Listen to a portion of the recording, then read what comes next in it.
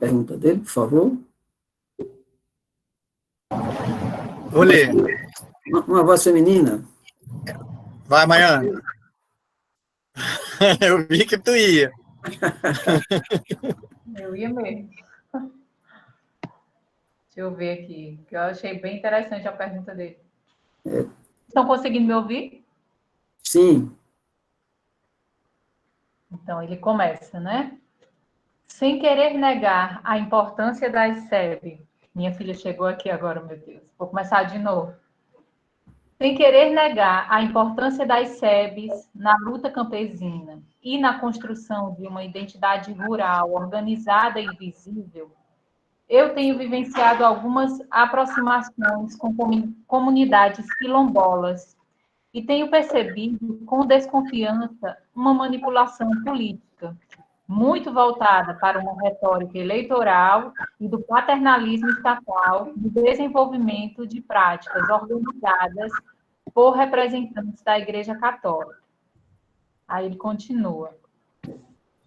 Nesse sentido, como a Igreja Católica pode contribuir para a libertação dos povos latino-americanos, defendendo a sua cultura e singularidade? Como conversar com estes povos sem querer catequizá-los ou hierarquizar a religião?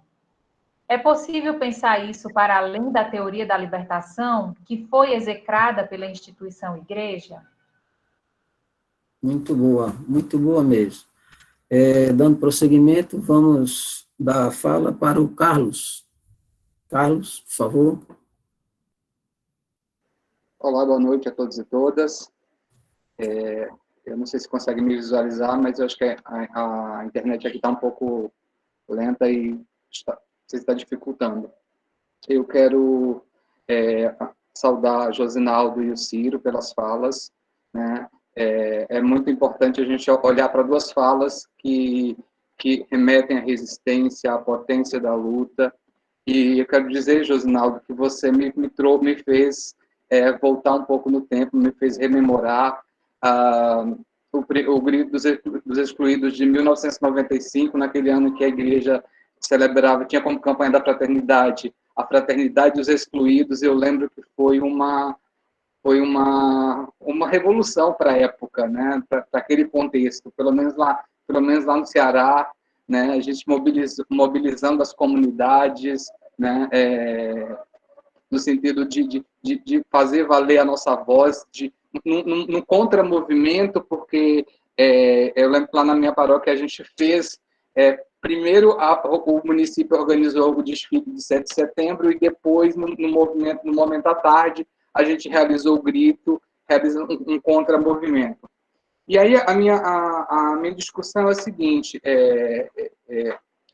eu gostaria de compreender um pouco, a partir do Josinaldo, como é que foi a organização dos gritos, né, sobretudo nos governos do PT, né, onde a gente tinha ali naquele momento, ou pelo menos a gente acreditava ter naquele momento uma representatividade, a gente sonhou, lutou muito por isso durante muito tempo, e como é que foi isso, né? Tendo em vista que a gente, hoje, fazendo uma crítica, pelo menos em grupos dos quais eu participo, fazendo uma crítica, a gente percebe que nos parece ter faltado uma crítica naquela época, né? Como se a gente tivesse ficado um pouco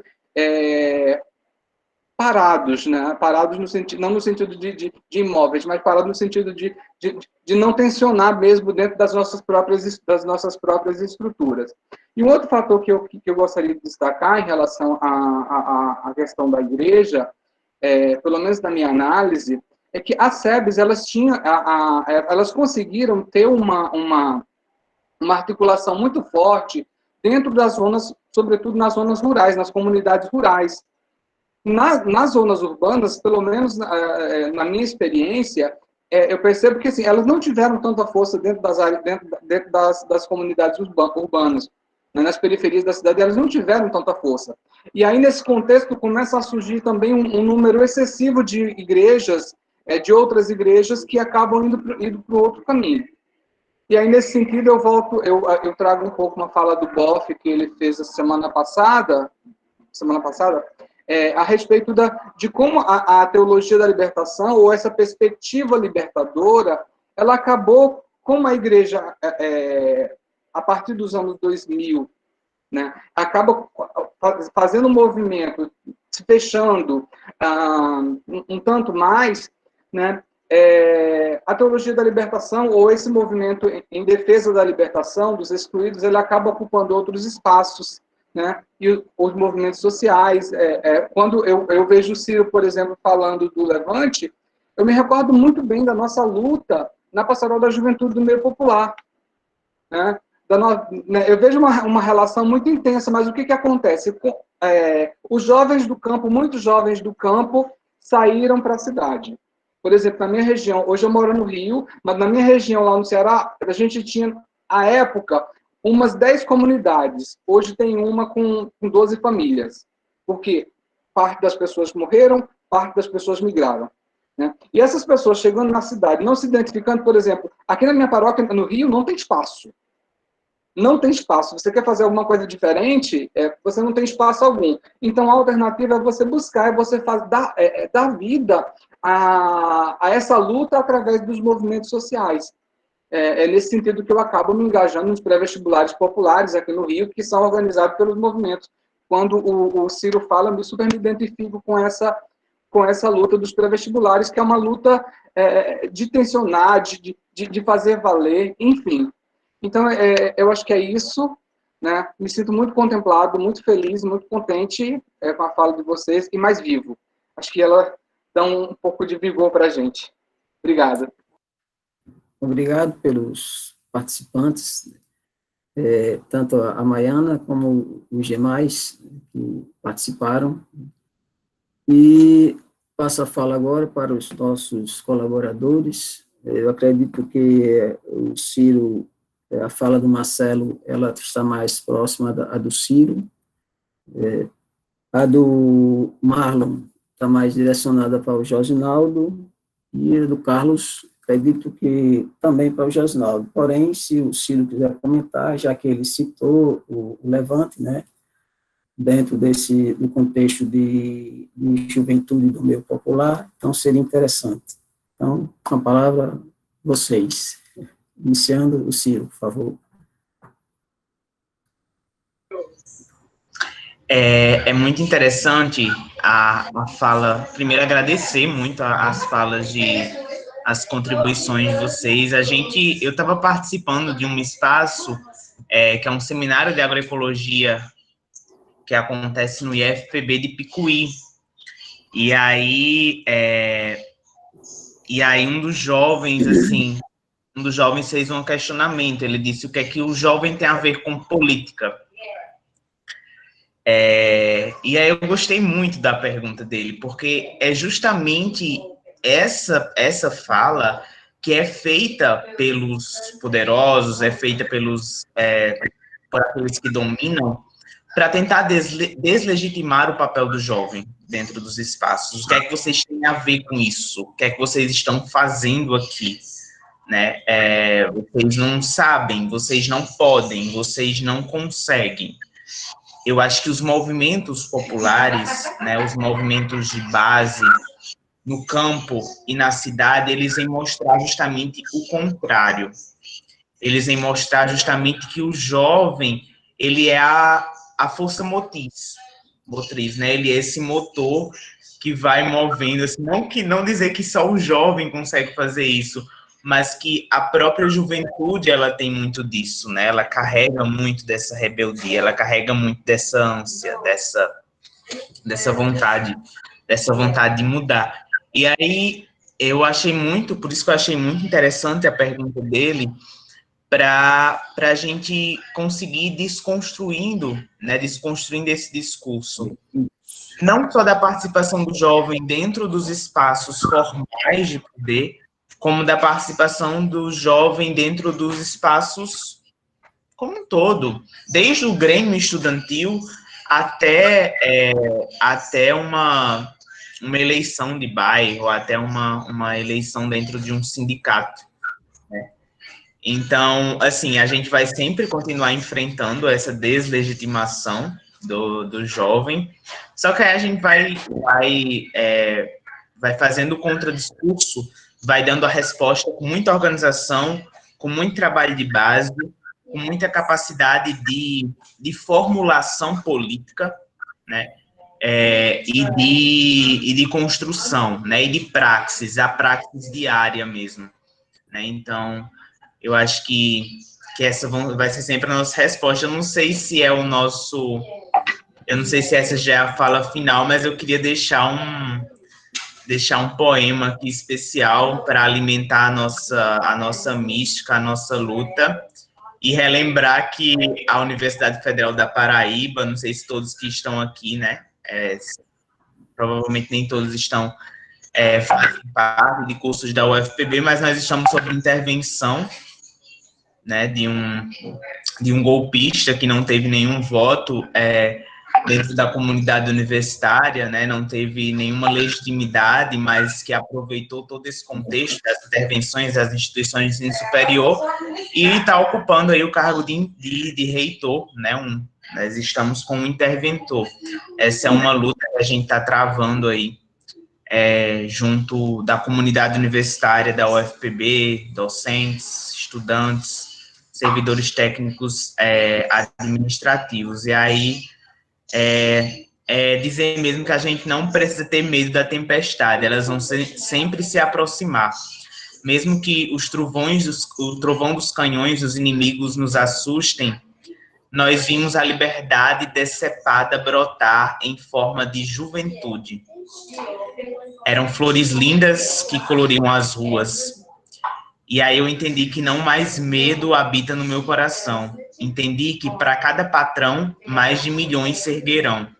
Que da barriga vazia da criança nasce a força da guerrilha cheia de esperança. Que do corpo da mulher oprimida se erguem barricadas na avenida.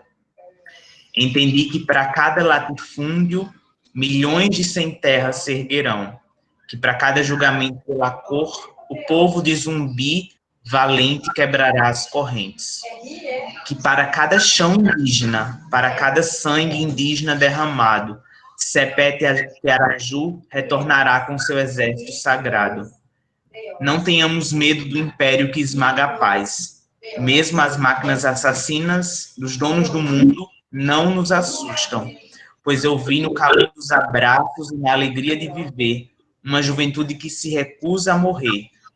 Para a batalha que em breve acontecerá. Então o medo cairá sobre os opressores, a revolução vai triunfar, a criança vai brincar, o ser humano vai amar, o mundo se erguerá, a história vai mudar. E o povo é quem vai governar. Pátria livre, venceremos. Obrigado.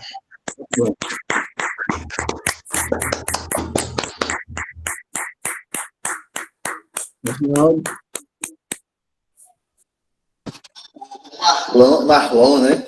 Marlon fez um levantamento que, para mim, é uma análise que nós, da Teologia da Libertação, vem construindo há muito tempo, viu, Marlon?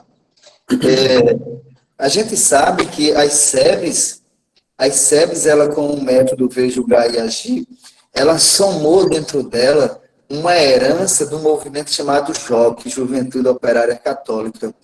E quando chega no Brasil, em 1935, com a força da Europa, ela já chega mais ou menos tentando construir uma consciência crítica a partir da evangelização da igreja.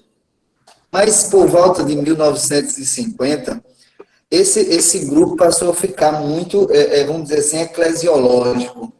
E aí começou a surgir outros movimentos a partir da mística desse movimento da igreja. E foi a JUC, Juventude Universitária Católica, que queria, de fato, se libertar dos dogmas, se libertar da eclesiologia da igreja e passar realmente a ter um movimento mais crítico, né?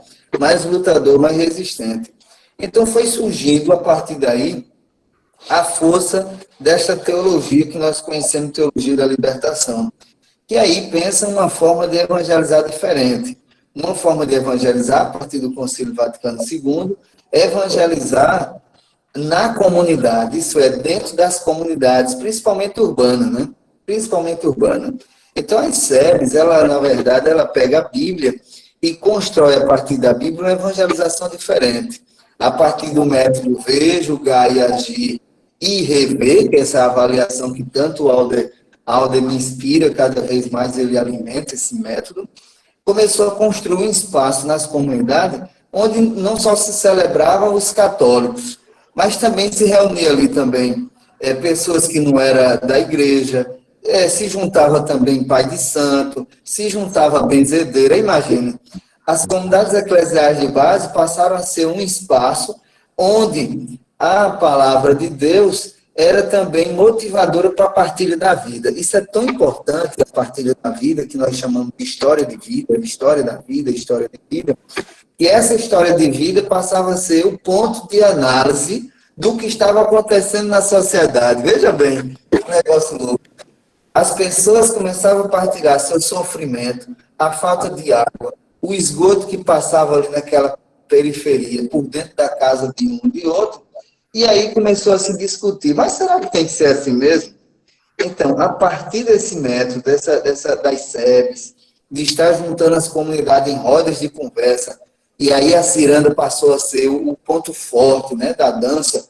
Aqui eu faço questão sempre de cantar assim, viu, Carlos?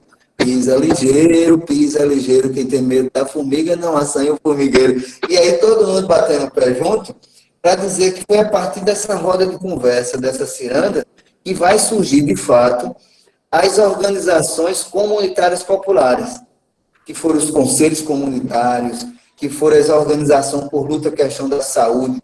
O professor Imardi mesmo, quando chegou de Minas Gerais, foi direto para Guarabira, com apoio do Dom Marcelo Pinto Cavaleira, e foram, assim, discussões sérias sobre a saúde. Então, com essa visão. Mas acoplado às comunidades eclesiais de base, tem o CEBI, que era a formação crítica da Bíblia, era o olhar real da Bíblia, né? Com aquela história toda do Êxodo, por que o Êxodo, o faraó não era um homem, era um sistema, imagine. Então, acoplado a esse trabalho das SEBs, tinha o CEBI, que é um estudo bíblico ecumênico. Imagine, juntava. Então, a comunidade não era só um espaço de católico, era um espaço de cristãos que queria transformar o mundo e que dialogava com todos. Hoje, por que a gente não visualiza isto, mesmo nas SEBs? E nós temos as SEBs, mas não é mais aquelas SEBs. As SEBs é aquele espaçozinho de formação, de encontro, de rezar junto, mas não é mais aquele movimento que quer uma transformação. E aí, a gente percebe claramente essa presença das comunidades que se dizem eclesiais de base, mas com a infiltração de políticos da direita, que não querem uma transformação social, mas querem um assistencialismo, para no período de eleições eles estarem ali cobrando o voto, né? Então, o que é que aconteceu? Com a ausência da Igreja Católica, das periferias, das comunidades que vão surgindo, das ocupações, vai se infiltrando um modelo religioso conservador, que ali, de certa forma, vai surgindo também lideranças conservadoras e passa a ser o canal de um sistema assistencialista e que explora, né? Então, imagine, aí vai surgindo outro problema grande, meu irmão, que é as novas comunidades de base, as novas comunidades missionárias, que são aquelas comunidades de vida, onde o indivíduo se diz ser tão religioso que não vive mais naquela realidade, vive numa realidade transcendental, mas que por trás há um sistema de exploração, há um sistema mesmo de empurrar o eleitoreiro, né? Então, será que há a possibilidade da igreja a libertação ainda está viva? A teologia da libertação ainda consegue permanecer viva, porque Dom Pedro Casadara dizia o seguinte: o que restou de tudo isso? O que restou? Restou a teologia da libertação e os pobres. Então, se existe pobre, existe teologia da libertação. Então, há possibilidade, porém, viu, mas há diáconos, padres, pastores, conservadores que por trás preservam uma política conservadora de mano poder.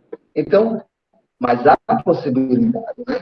Eu lembro que lá no Alto do Mateus, eu passei 8 anos, agora estou aqui no Timbó, a gente começou a discutir um problema sério na comunidade. E eu perguntava, Senhor, me dê uma luz para a gente começar algo concreto aqui. E aí começou uma discussão de um médico que atendia no único posto de saúde que tinha lá, de uma forma ignorante, em que as mulheradas diziam assim, o nome desse médico é médico cavalo. E, meu Deus, por que é médico cavalo? Porque ele nem olha para a gente, grita a gente, expulsa a gente quando a gente está falando dos problemas. E por que a gente não tira esse médico cavalo? Como a gente vai tirar? Se organizando. E aí a gente começou a se juntar para discutir o problema do médico cavalo, né? E eu fazia questão de, na missa, perguntar, quem conhece um médico chamado médico cavalo? Todo mundo levantava a mão. Depois, tal dia, a gente vai se reunir para falar desse médico cavalo. E aí surgiu o Conselho Popular de Saúde. Você imagina? Até hoje existe o Conselho Popular de Saúde lá. Doutora Bruna, residente, me dava as pistas e me orientava, e a gente junto construía esse... Imagina. Então, há possibilidade. Porém, há uma barreira de poder religioso que impede. Mas há possibilidade de libertação, onde a gente acolhe a todos, né? E depois, no governo Lula, né? O Carlos coloca, que foi o grito no período do governo Lula. Carlos, eu te falo, meu querido, que foi um dos piores anos de mobilização. A gente acha que foi o seguinte, lutamos tanto para ter um governo lá, o nosso, e depois que o governo chegou, a gente cruzou os braços. Nós cruzamos os braços. Parece que a gente não tinha mais nada para questionar. Cruzamos os braços. Então, os movimentos que estavam mais na ativa eram os movimentos que estavam nas periferias, Periferia Viva, o Levante, que nunca deixou de participar, a CPT, o MST, então esses movimentos... Mas os outros movimentos caíram como se por terra, né? As comunidades eclesiais de base mesmo, assim, foram sumindo, desaparecendo. E o outro desafio, Carlos, que foi, nesse período, foi que os governos de esquerda, quando chegaram ao poder, levaram todas as lideranças de base que estavam nas comunidades para os seus gabinetes. E essas lideranças não conseguiram fazer a ponte entre o gabinete e sua comunidade. Então, as comunidades ficaram ausentes, né? As comunidades ficaram ausentes. E nessa ausência, novamente, os gaviões, as raposas velhas se alojaram, né? Com institutos, com fundações, com ONGs, para dar assistência àquele povo. E aí o desafio nosso hoje é justamente romper e ir para essas periferias e fazer como os meninos do Levante Estado, devagarzinho, com os jovens, com as catadoras de reciclável, escutando novamente a história de vida e tentando construir mesmo um espaço de transformação e de consciência crítica. Não perco a esperança, viu? Eu não perco. Enquanto eu puder, a gente vai estar furando essas barreiras. Até um dia, quando o bispo me chamar para dizer, não dá mais não, o negócio aí tu está querendo levar para o outro lado, aí eu digo, olha, meu querido, então eu prefiro permanecer desse lado de cá, né? Mas o importante é a gente acreditar que a igreja, as igrejas, tem muitos pastores bons, cara, tem muitas igrejas aí boas, a igreja metodista mesmo está com a pastora Regina, um fenômeno de mulher nova, pastora, melhor do que muitos padres aí, viu? Que está sendo um sinal para a gente de transformação. Então é isso, eu acredito que há possibilidade de transformação, de libertação, e a educação popular está para nos ajudar aí de um método diferente, da gente saber como construir essa ação, né? O professor Pedro fala tão bem da pesquisação, como a gente construir junto essa pesquisação, né? E o problema da teologia da libertação, Carlos, eu acredito que ela academizou-se. Depois de um certo período, anos 90, anos 2000, a teologia da libertação, ela academizou-se, e agora está a hora da gente puxar ela para cá, para baixo, para as periferias, para ela sair da academia e pôr os pés de novo na lama junto com o povo, tá bom? E de antemão já agradeço, viu, Alexandre? Que Deus libertador possa estar nos motivando para a gente continuar caminhando junto. Muito bom, né? Bem pertinente as falas, né? Estamos chegando aos momentos finais, né, do nosso encontro e reencontro, né, como eu tinha dito no começo, né? E, viu, Carlos, você colocou um ponto interessante sobre o Paulo Freire, os teólogos da libertação, a exemplo de Leonard Boff, Frei Beto, até o Gustavo Gutierrez, que é considerado o pai da teologia da libertação, consideram o Paulo Freire um dos pais da teologia da libertação, né? Então, teologia da libertação e educação popular freiriana tem tudo a ver, tem tudo a ver. Quem conhece as obras de Paulo Freire não vai separar, ao contrário, né? Vai realmente olhar com os dois olhares, né? O óculos, andar com as duas pernas e abraçar com os dois braços, porque é isso, o Paulo Freire não separa. E a gente só tem a agradecer as falas de vocês, né? Agradecer primeiramente a Ingrid pela sua mística, né? Que nos motivou, né? E pedir aos nossos participantes, o Círio e o Josinaldo, que façam as suas considerações finais, por favor.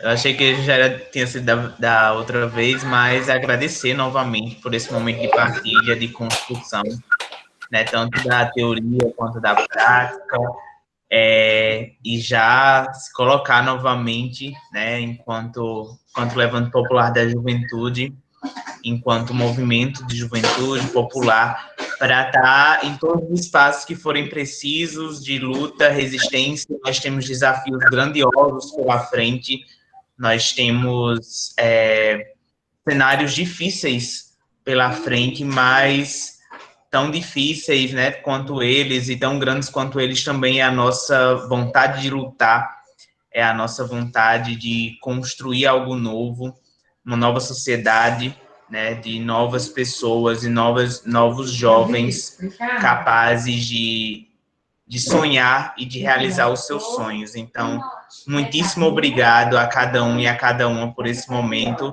Eu acho que quem sai mais fortalecido, né, somos nós, desse espaço, e só consigo realmente agradecer. Estamos juntos e juntas na luta.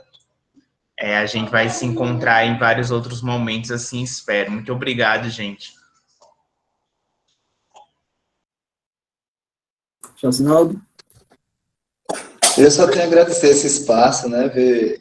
Eu mesmo, quando vejo o Levante, são jovens universitários, acadêmicos, outros não, mas com a garra, com a força, com a sede tão grande, eu fico assim imaginando e alimentando a minha esperança. Mas um espaço como este, né? O professor Pedro já é fruto de tantos outros, de Alder mesmo, é o pai da gente, assim, dos movimentos, Eimarde, o Neto, né, o Francisco Neto. Então, imagine, já é herança, isso significa que está dando fruto, né? Isso me alegra. E acreditar, pessoal, que a educação popular nos permite a escutar a diversidade, né?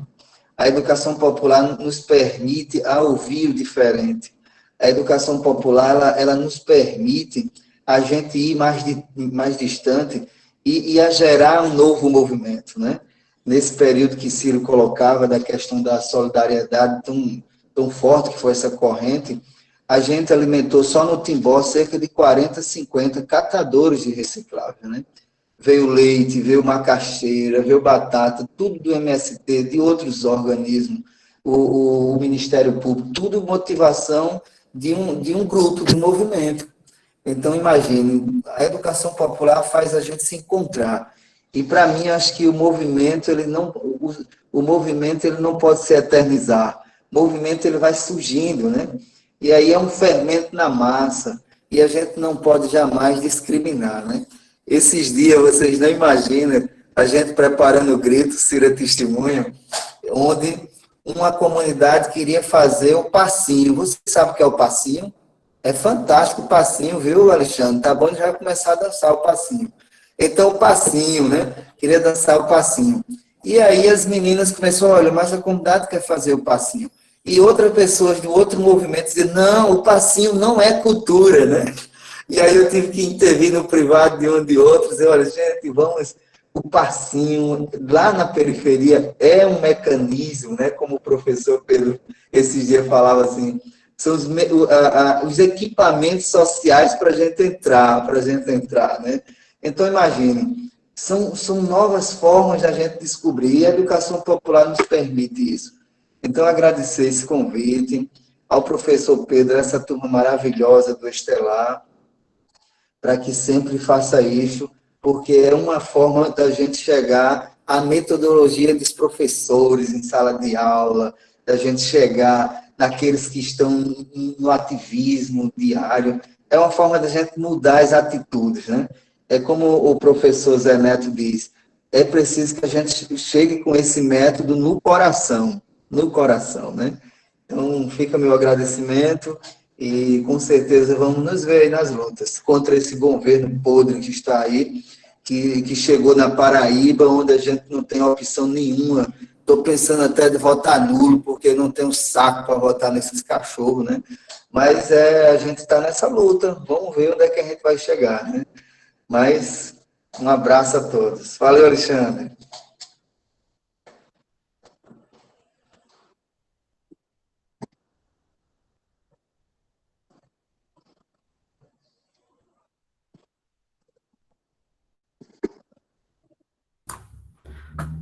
Muito obrigado a todos, né, os 33 e alguns que já saíram, infelizmente tiveram outros motivos para sair, e agradeço mesmo, né, pela a colaboração, a participação de todos, mesmo que não tivessem participado de viva voz, mas participaram fisicamente, estiveram conosco, né, e com certeza quem esteve aprendeu, né, a intenção aqui é aprender e sair daqui mais fortalecido e cheio de esperança para lá fora guerrearmos, né, guerrearmos contra esse império que está aí desumanizando, destruindo vidas cada vez mais, né, e sonharmos, não deixarmos de sonhar, termos esperança de que um dia melhor vai surgir.